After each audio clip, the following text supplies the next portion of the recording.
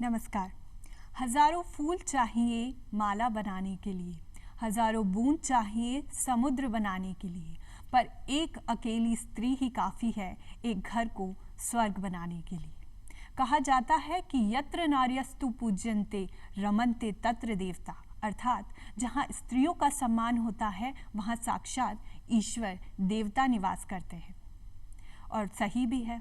स्त्रियों में इतनी सामर्थ्य है कि जिन हाथों से वो बेलन चलाकर रोटियां बनाना जानती हैं, उन्हीं हाथों से प्रतिभा पाटिल इंदिरा गांधी बनकर पूरे देश की कमान भी संभाल सकती है। लेकिन विडंबना ये है कि आज शक्ति को ही सशक्तिकरण की ज़रूरत है। लेकिन हमारी सरकार इसके लिए काफ़ी प्रयास कर रही है और इसीलिए आज हम जिस विषय पर जानकारी लेंगे वो है महिलाओं के लिए कल्याणकारी योजनाएं। और हमारी स्त्रियों को आगे बढ़ाने के लिए, उनके सशक्तिकरण के लिए सरकार कौन कौन सी योजनाएं चला रही हैं, जानेंगे हमारी बेहद खास मेहमान एडवोकेट संतोष सोनी जी से। आप विधि विशेषज्ञ हैं मैम, आपका बहुत बहुत स्वागत है। क्योंकि आप भी एक महिला हैं, मैं भी एक महिला हूं, और आज हम जिस विषय पर जानकारी लेने वाले हैं वो भी महिलाओं से जुड़ा हुआ है। तो इतना तो तय है कि आज का ये कार्यक्रम अपने आप में बहुत खास होने वाला है। जी मैम, सबसे पहले आपसे ये जानना चाहेंगे कि क्योंकि हम महिला सशक्तिकरण की जब बात करते हैं तो ये ध्यान में आता है कि कभी हमने पुरुष सशक्तिकरण जैसे शब्द आज तक नहीं सुने। जी क्यों महिलाएं ही पिछड़ गई हैं और क्यों उन्हें ही आगे बढ़ाने की कोशिशें की जाती हैं, आपसे थोड़ा जानकारी लेंगे। जी क्योंकि अपना देश पुरुष प्रधान देश है, इसलिए गांव की महिलाएं और शहरी महिलाओं में बहुत अंतर है।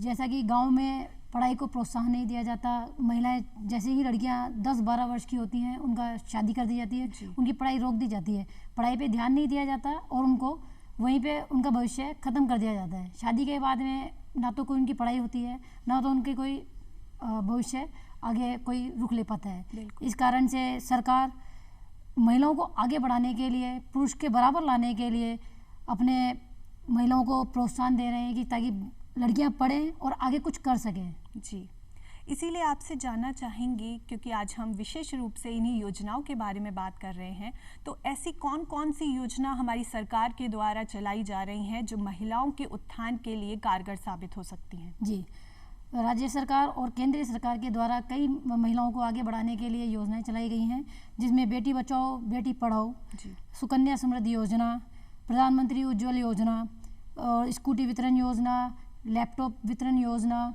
उसके अलावा काफ़ी अन्य ऐसी योजनाएं हैं जिससे कि महिलाओं को सहायता प्रदान की जाती है, जिससे महिलाएं आसानी से अपने भविष्य को एक नया रुख दे सकती हैं। मैम, आपने इतनी सारी योजनाएं हमें बताई, मैं सबसे पहले आपसे जानना चाहूँगी बेटी बचाओ बेटी पढ़ाओ, ये एक योजना भी है और हम कह सकते हैं कि अपने आप में पूरा एक अभियान भी है। हम इसे थोड़ा तोड़ के आपसे जानकारी जानना चाहेंगे। बेटी बचाओ बेटी पढ़ाओ, सबसे पहले तो बेटियों को बचाना ही ज़रूरी है। पढ़ाएंगे तो तब जब बेटियां रहेंगी, देश या कोई भी समाज आगे तभी बढ़ेगा जब बेटियां सुरक्षित होंगी और सबसे पहले तो सुरक्षित रूप से जन्म ले पाएंगी। आपके क्या विचार हैं? जी, बेटी बचाओ बेटी पढ़ाओ ये योजना इसलिए चलाई गई जिससे कि बेटियां बचेंगी तभी पढ़ पाएंगी, बेटियां होंगी नहीं तो पढ़ेंगी भी नहीं। बिल्कुल। तो बेटियों को सरकार द्वारा उनको ना आर्थिक सहायता राशि दी जाती है, जिससे कि बेटियों के लिए परिवार वाले ये ना सोचें कि बेटी बोझ है। अच्छा। उसे पढ़ाई शिक्षा वगैरह और घरेलू हिंसा से बचाव के लिए, स्पेशली घरेलू हिंसा से बचाव के लिए। और ऐसा देखा भी जाता है कि जैसे परिवार में बेटा और बेटी यदि दोनों हैं तो बेटे की पढ़ाई पे तो काफ़ी ध्यान भी दिया जाता है, उसे अच्छे स्कूलों में पढ़ाया जाता है, लेकिन बेटी के लिए इतना ध्यान नहीं दिया जाता। जी, वो इस कारण से कि जैसे कि बेटियां बड़ी होती हैं तो लोगों को लगता है, मतलब परिवारजन को ये लगता है कि बेटी बड़ी हो गई है, शादी करेंगे दहेज देना पड़ेगा। आगे से आज का जो घरेलू हिंसा और दहेज के जो केसेस हैं उसको देखते हुए परिवार वाले बहुत डरे हुए हैं बेटियों के लिए, और जो लड़कियों के साथ में दुर्घटनाएं होती हैं उस चीज़ को लेके परिवार वाले थोड़े से असहनीय रहते हैं कि साहब बेटी हो जाएगी तो एक तरह से उसकी सेफ्टी ज़्यादा हो जाती है। बिल्कुल। तो उस चीज़ से लेके परिवार वाले लड़कियों को बहुत एक तो प्रोटेक्शन में रखते हैं और उनको पढ़ने के लिए रोक दिया जाता है। तो बेटियां पढ़ेंगी, समझदार होंगी, उनको हर चीज़ सिखाई जाएगी तो लड़कियां भी लड़कों के बराबर हो सकती हैं और वो अपना प्रोटेक्शन भी अपने आप कर सकती हैं, तो आगे बढ़ सकती हैं। मगर ये परिवार वाले नहीं समझ पाते, क्योंकि जो आज का परिवेश में आप देखेंगे कि कितने सारे केसेस बढ़ गए लड़कियों को लेके जी। शादी के बाद में भी और शादियों से पहले भी लड़कियों को बहुत चीज़ें झेलनी पड़ती हैं, तो इस कारण से लड़कियां पिछड़ी भी रह जाती हैं जी। और इसीलिए शायद ये योजनाओं को चालू करना सब इसी कारण से इनको योजनाओं को लागू करना पड़ा। आपने एक और ये सुकन्या समृद्धि योजना का जिक्र किया, इसके बारे में थोड़ा आपसे जानकारी विस्तृत रूप से चाहिए। जी, इसके कई लाभ हैं। जैसे कि जो बेटियां 10 वर्ष की बालिकाएं हैं, अच्छा। उनके लिए योजनाएं हैं। 10 वर्ष से पूर्व आप ये योजना चालू करा सकते हैं। इसमें लड़कियों के लिए जो आप पैसा जमा कर रहे हैं, सरकार उसमें और अपनी तरफ से राशि जोड़कर जब लड़की बड़ी होगी, 21 वर्ष की होगी, तो उसको पैसा उसी को दिया जाएगा और उसकी शादी के लिए, शिक्षा के लिए वो पैसा बहुत उपयोगी होगा, जिससे कि उसको बहुत आर्थिक सहायता मिल पाएगी। अच्छा, तो ये 10 वर्ष तक की लड़कियों के लिए है? जी। अच्छा, तो मतलब 10 वर्ष तक की लड़की है तो उसके माता पिता अपनी तरफ से भी राशि जमा कर सकते हैं। मतलब उसका जो भी लाभ होगा वो सरकार उसमें जोड़ते जोड़ते 21 वर्ष तक की जब वो लड़की होगी, जो कन्या होगी, उसके बाद में वो पैसा एक साथ उस कन्या को ही मिला जाएगा, परिवार के किसी जन को नहीं मिलेगा, वो लड़की को ही मिलेगा, जिसमें वो शिक्षा के लिए यूज़ करे, उसके विवाह की उम्र भी हो जाएगी, तो उसको वो आर्थिक सहायता बहुत अच्छे रूप में मिलेगी। तो ये लड़की के ऊपर है कि वो चाहे तो अपनी पढ़ाई के लिए उस पैसे को खर्च कर सकती है या फिर अपनी शादी के लिए। जी। एक और ये उज्ज्वला योजना का भी बहुत जिक्र आता है और शायद महिलाओं के जीवन में बहुत कारगर साबित भी हुई है। जी मैम, क्या है ये योजना? ये सरकार के द्वारा ये जो गरीब रेखा से नीचे निम्न जो परिवार आते हैं उसकी महिलाओं के लिए है सिलेंडर वितरण योजना है ये, जिसमें हर परिवार को सिलेंडर मुफ्त में वितरित किया जाएगा, जिससे कि महिलाओं के लिए एक आसानी होगी अपनी रसोई को सुलभ बनाने के लिए। जी, आपने हमें इतनी सारी योजनाएं बनाई और अभी हमने बेटी बचाओ बेटी पढ़ाओ अभियान योजना का जिक्र भी किया, तो आपके अनुसार क्या सकारात्मक परिवर्तन इन योजनाओं को लागू करने के बाद महिलाओं के जीवन में आया है? जी बिल्कुल आया है। लड़कियों में कॉन्फिडेंस लेवल बहुत हाई लेवल हो गया है कि साहब हम हमारे लिए सरकार कर रही है, परिवार वाले भी कर रहे हैं, और जो परिवार वाले नहीं कर सकते वो सरकार से उन्हें आर्थिक सहायता मिलती है, जिससे कि लड़कियां पढ़ भी पा रही हैं और विभिन्न क्षेत्रों में वो अपना एक योगदान दे रही हैं और आगे बढ़ रही हैं, काफ़ी प्रयास कर रही हैं कि वो कुछ करें और पुरुषों के बराबर खड़े होके अपना एक जो कहते हैं अपने आप को स्टैंड करना चाहती हैं। मतलब यदि वो अकेली नहीं है, अब सरकार का पूरा साथ उसके साथ है। सरकार परिवार के जैसे उनका एक हाथ रखा हुआ है सरकार ने उनके ऊपर, सर के ऊपर, कि साहब नहीं परिवार ही नहीं सरकार भी उनके साथ है। जी, एक और चीज़ कि इतनी सारी योजनाएं हैं लेकिन केवल ग्रामीण क्षेत्र के बारे में ही हम बात ना करें, शहरी क्षेत्रों में भी ऐसा बहुत देखा जाता है कि लोगों को जानकारियां ही नहीं है। योजना बहुत चल रही है, सरकार की तरफ से तो प्रयास किया गया है, लेकिन हमें क्योंकि खुद को ही नहीं पता है तो हम उस योजना का लाभ ही नहीं ले पाते हैं। तो मैम, कैसे हम इन योजनाओं की जानकारी लोगों तक पहुंचा सकते हैं? ये सूचना पोर्टल के माध्यम से आजकल लड़कियां सब करीब करीब पढ़ी लिखी हैं, सूचना के माध्यम से आप निकाल सकते हैं, नेट पे सर्च कर सकते हैं, ये सारी योजनाएं आपको नेट पे उपलब्ध हो जाती हैं और आपको आसानी से इसके बारे में जितने भी आपके इसके लाभ हैं वो आपको सारे आपको नेट पे गूगल पे आपको सर्च करने पे सब चीज़ मिल जाएंगी आपको। मतलब यदि मोबाइल हमारे पास है तो केवल हम व्हाट्सएप और इंस्टाग्राम नहीं चलाएं, कुछ जानकारियां भी एकत्रित इसके अलावा भी जैसे जगह जगह पोस्टर वगैरह लगे हुए हैं और कार्यालयों के बाहर भी इनके हैं, जैसे आप पोस्ट ऑफिस जाएंगे या किसी बैंक में जाएंगे तो वहाँ पे बैंक से संबंधित जो आपको जो लाभ मिल रहे हैं योजनाएं हैं वो वहाँ पे लगे हुए होते हैं। आप पोस्ट ऑफिस जाएंगे तो वहाँ पे भी लगे हुए होते हैं।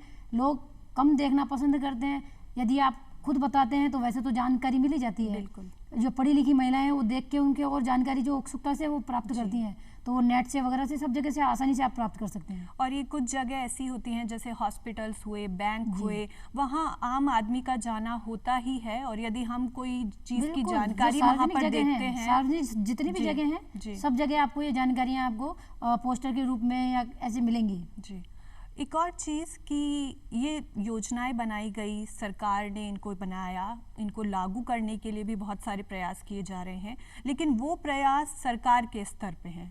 ऐसा ज़रूरी नहीं है क्योंकि सरकार ही सारे काम करे, NGOs भी हैं, बाकी लोग भी हैं, उनकी भूमिका भी बहुत अहम साबित होती है। आपका क्या मानना है? जी बिल्कुल, NGOs वगैरह बहुत ही अहम भूमिका निभाते हैं, इसमें उनका बहुत अहम रोल होता है। वो भी सरकार के बराबर, सरकार से जो लाभ मिलता है उससे बढ़ चढ़ कर या उसी के बराबर वो एक महिलाओं को आगे बढ़ाने के लिए इतने प्रयास करते हैं कि उनकी पढ़ाई लिखाई के लिए जैसे बैग्स वगैरह हैं, स्कूटी वगैरह हैं, साइकिल प्रोवाइड कराते हैं, जो महिलाएं जैसे घर दूर होते हैं, जैसे गाँव में बहुत दूर दूर होते हैं जी। तो उनको साइकिल, और जो बड़ी महिलाएं उनको आजकल तो स्कूटी वगैरह प्रोवाइड कराई जा रही है कि आप स्कूटी से जाएंगी, महिलाएं ई बाइक आ रही हैं तो उनको उपलब्ध कराई जाती हैं, जिससे कि उनको आसानी हो, शिक्षा दीक्षा में उनको किसी प्रकार से परेशानी ना हो और घर वालों को भी लगे कि हाँ ठीक है, अपने बच्चे आराम से पढ़ रहे हैं। जी बिल्कुल मैम। एक और चीज़ ये कि महिलाओं के साथ एक और प्रॉब्लम होती है कि जो घर के पुरुष होते हैं वो तो कमाते ही हैं, उन्हें तो कमाना ही है, पर क्योंकि आज महिलाएं भी पढ़ी लिखी हैं और यदि मान लीजिए पढ़ी लिखी भी नहीं है तो भी हर आदमी को ईश्वर ने कुछ गुणों से नवाजा है जी। हर आदमी कुछ ना कुछ काम ज़रूर कर सकता है और औरतें भी कर सकती हैं। आपके अनुसार उनके लिए जो स्वरोजगार है वो कितना ज़रूरी है और क्या इसके लिए भी सरकार ने कोई योजनाएं चालू की हैं? जी बिल्कुल, घरेलू उद्योग जो महिलाएं करती हैं, जैसे मंगोड़ी बनाना, पापड़ बनाना, सिलाई मशीन, जो एक योजना में सिलाई मशीन भी प्रोवाइड कराती है सरकार, जिससे कि महिलाएं अपना स्वरोजगार चालू कर सकें, जिसमें महिलाएं घरेलू उद्योग, छोटा जो उद्योग होता है अपने स्तर पे वो घर से ही कर सकती हैं, कहीं नहीं जाना पड़ता उनको, फिर वही सरकार द्वारा वो मार्केट में उनको सामान को मतलब बेचा जाता है, जिसका पूरा लाभ उन महिलाओं को ही दिया जाता है। और आजकल इसीलिए शायद बैंक्स वगैरह से लोन वगैरह भी लेने हो तो शायद महिलाओं के लिए काफ़ी योजनाएं हैं, उनको कम इंटरेस्ट रेट पर लोन वगैरह भी उपलब्ध कराए जाते हैं, बल्कि सब्सिडी भी दी जाती है। जैसे महिलाओं ने किसी ने लोन लिया है तो लोन का पैसा जो आप आसान किस्तों में चुकाइए, उनको कोई बर्डन नहीं होता कि आपको इतने टाइम में देना है, उनकी एक मतलब उनको इतना मतलब आसान किस्तों में और इतना सुविधा देते हैं कि उनको ऊपर टेंशन नहीं रहती कि हमको पैसा कितने समय में मतलब वो अपना पूरा ध्यान सिर्फ अपने काम पर केंद्रित कर सकती हैं, उस पर कोई ब्याज भी नहीं लगता, सरकार कोई ब्याज नहीं लेती है ऐसा, क्योंकि निम्न गरीबी रेखा से नीचे वाली ये महिलाएं होती हैं जो लोन वगैरह जिनको प्रोवाइड होता है, इनके लिए कोई ब्याज वगैरह नहीं होता, तो ये बस अपना जो पैसा लोन पे लेती हैं ये वही लौटाना पड़ता है उन्हें, वो भी एक कई किस्तों में टुकड़ों में भी जमा करा सकती हैं जैसे उनको सुविधा मिले। संतोष जी, एक चीज़ और कि जैसे ये जितनी भी योजनाएं हैं, अगर हम देखें कि यदि एक अशिक्षित महिला और एक शिक्षित महिला, उसके जीवन में भी काफ़ी अंतर हो जाता है, क्योंकि यदि महिला शिक्षित होगी वो बेहतर तरीके से सब चीज़ों को जानेगी, वो चीज़ों को समझेगी कि कहाँ क्या काम हो रहा है, वो टेक्नोलॉजी का भी यूज़ कर पाएगी। तो आपके अनुसार शिक्षा की इस क्षेत्र में क्या भूमिका रह सकती है? शिक्षा से तो देखिए आज का जैसे डिजिटल ज़माना आ गया है, हर हाथ में मोबाइल हैं और सारी चीज़ें अब नेट से होती हैं या सारी ऑनलाइन सारी चीज़ें होती हैं, एग्ज़ाम्स वगैरह भी सारे होते हैं, तो महिलाओं पढ़ेंगी तभी उन चीज़ों को समझ पाएंगी। तो इसके लिए महिलाओं को, लड़कियों को आगे बढ़ाने के लिए उनको हर तरीके से उनको डिजिटल करना आवश्यक है। बिल्कुल, और हमारे प्रधानमंत्री जी कहते भी हैं कैशलेस इंडिया, डिजिटल इंडिया। आज देखिए आप छोटे छोटे बच्चे सभी आप नेट से हमसे ज़्यादा वो समझते हैं जी। तो ये सारी चीज़ें अपने पास नेट में मतलब मिलती हैं, तो आप उनको अधिक से अधिक उसका सदुपयोग करते हुए अपने आप को आगे बढ़ाना चाहिए। मैम, एक और चीज़ कि यदि हम पहले की तुलना में देखें तो ये ज़रूर बात है कि आज महिलाओं की स्थिति पहले से काफ़ी बेहतर हुई है। पहले उनका शोषण ज़्यादा होता था, आज धीरे धीरे हम सभी के विचारों में परिवर्तन आ रहा है। लेकिन यदि आने वाले कुछ समय बाद की महिला की यदि हम एक तस्वीर अपने दिमाग में खींचे तो आपके अनुसार वो क्या होगी? जी बिल्कुल, पढ़ेगी नारी तो बढ़ेगी नारी।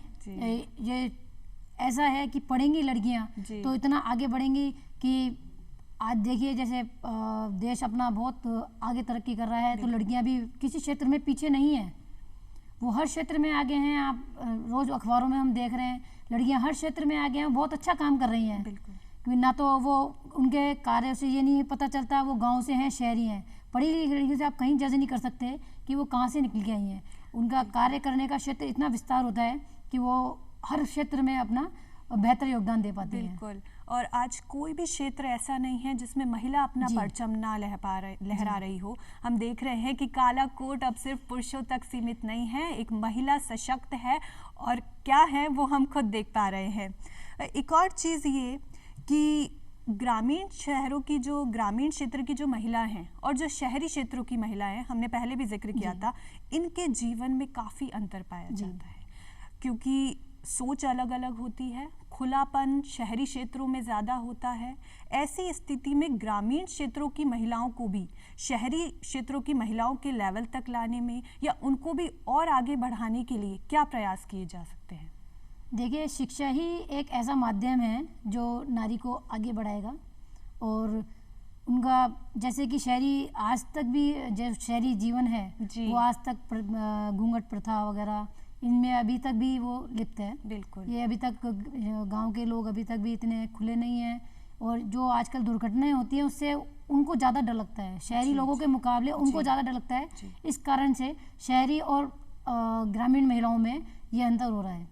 और मैम, क्योंकि आपने इस चीज़ के बारे में बात करी है, तो यदि हम ये देखें कि महिलाओं के खिलाफ जो अपराध हो रहे हैं, जो अत्याचार हो रहे हैं, वो पहले से ज़्यादा बढ़ते जा रहे हैं। जी, एक ये बात तो है कि हम पहले से ज़्यादा शिक्षित हो रहे हैं, हम पढ़ लिख करके डॉक्टर, सीए, सीएस, इंजीनियर बन रहे हैं, लेकिन सबसे पहली ज़रूरत तो अच्छा इंसान बनने की है।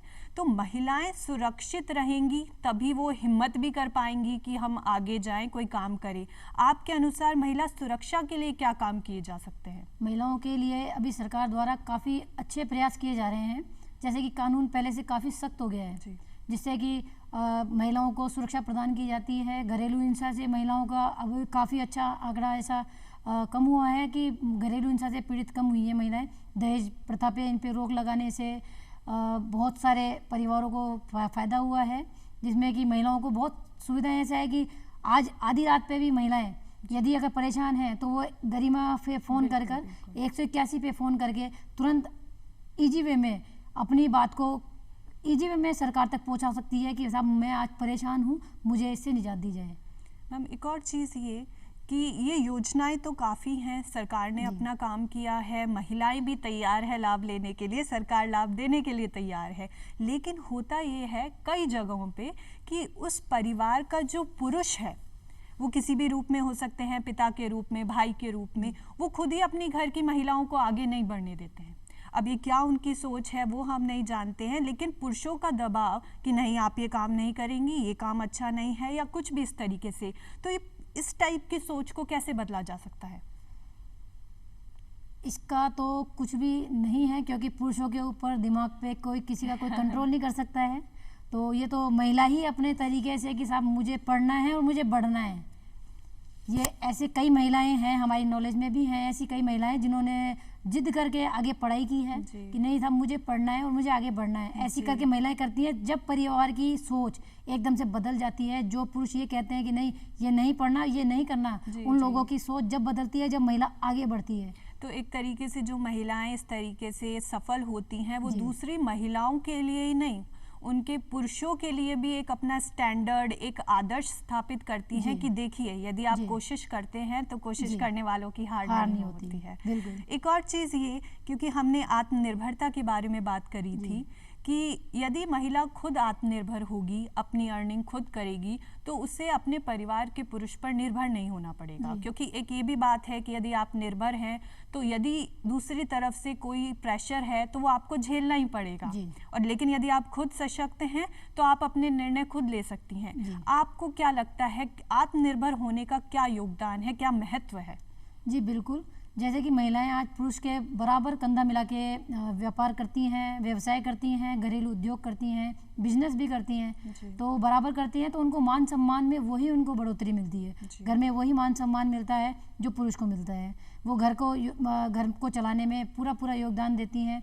तो वो मतलब एक पुरुष के बराबर ही वो ऐसा काम करती हैं कि वहाँ पे पुरुष और महिला का जो अंतर है वो वहाँ पे समाप्त हो जाता है। जी, और महिलाओं की भी यदि हम स्थिति देखें तो एक होती हैं विवाहित महिलाएं और एक होती हैं अविवाहित महिलाएं। जब विवाह हो जाता है उसके बाद सरवाइव करना, कोई डिसीजन लेना, जॉब करना, ये और भी मुश्किल काम हो जाता है। तो आप उन महिलाओं को क्या कहना चाहेंगी कि आप भी आगे निकलिए, आप भी बहुत कुछ कर सकती हैं? जी, आजकल ससुराल वाले जो शादी के बाद में कई ससुराल वाले तो इतने मतलब लड़कियों को जो फेवर में होते हैं वो खुद चाहते हैं कि हमारी बहू आगे बढ़े, हमारी बेटी के बराबर रहे।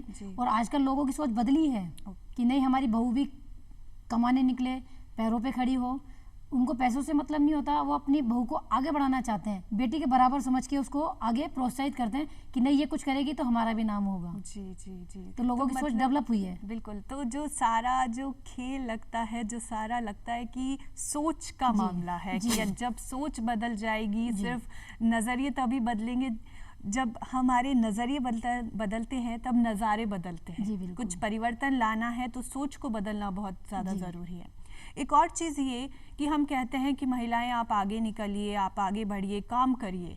उसके लिए एक बहुत ज़रूरी चीज़ है कि जो कार्यस्थल है उनका, उस पर उन्हें प्रोटेक्शन मिले, वहाँ उनको सेफ्टी रहे। और इसके लिए काफ़ी सारी योजनाएं भी बनाई जाती हैं, और कुछ योजनाएं एम्प्लॉयर्स की तरफ से जो उनके नियोजक हैं उनकी भी कुछ ड्यूटी है। इस बारे में आप क्या कहना चाहेंगे? जी, सुरक्षा के माध्यम से अगर देखा जाए तो आज हर विभाग में सुरक्षा के लिए CCTV कैमरे वगैरह लगे हैं, वहाँ पे गार्ड्स की सुविधाएं हैं। इसके अलावा अगर अपने व्यापार से संबंधित देखें, कार्य का जॉब का देखें, तो उसमें भी जो सरकारी योजनाओं के तहत आपको जो लाभ दिया जाता है वो आजकल प्राइवेट सेक्टर में भी उतना ही दिया जाता है। जैसे कि आपका भविष्य निधि वगैरह उसमें काटना, आपका जो सैलरी है आपके सीधे अकाउंट्स में आना, सीधा बहुत चीज़ें ऐसी हैं जो महिलाओं के लिए लाभदायक है। तो ये हर विभाग में, ये तो विभागों के हिसाब से पुरुष और महिलाओं सभी को बराबर मिलता है। आज बाकी प्रोटेक्शन के हिसाब से देखा जाए तो CCTV वगैरह कैमरे से और जो वहाँ पे जो सुविधाएं प्रोवाइड की जाती हैं उससे महिलाएं सुरक्षित हैं।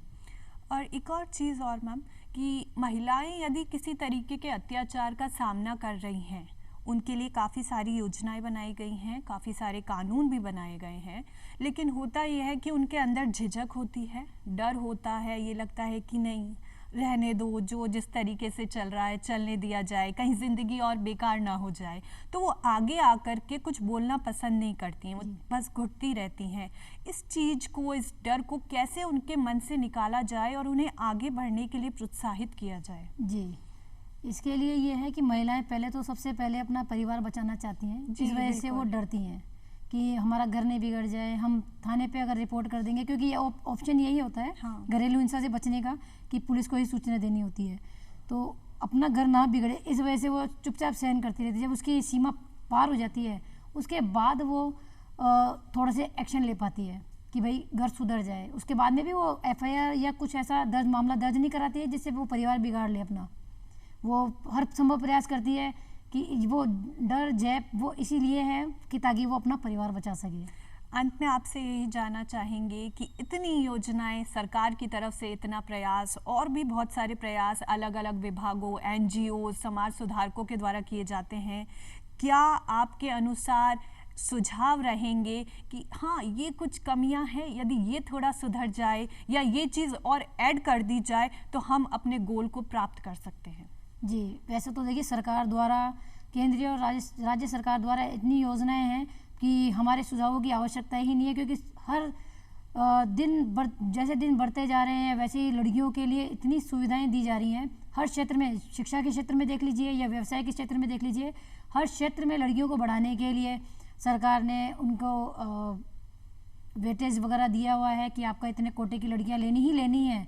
यदि 100 वैकेंसीज हैं तो उसमें से 30 लड़कियां ही लेनी है। तो लड़कियों के लिए वैसे तो बहुत है, इतनी सुविधाएं दी गई हैं, तो हमारे सुझाव की आवश्यकता नहीं। फिर भी हम यही कहेंगे कि लड़कियां पढ़ेंगी तभी लड़कियां बढ़ेंगी। धन्यवाद मैम, आपका बहुत बहुत धन्यवाद इतनी उपयोगी जानकारियाँ इतनी सहजता से हमारे दर्शकों तक पहुँचाने के लिए।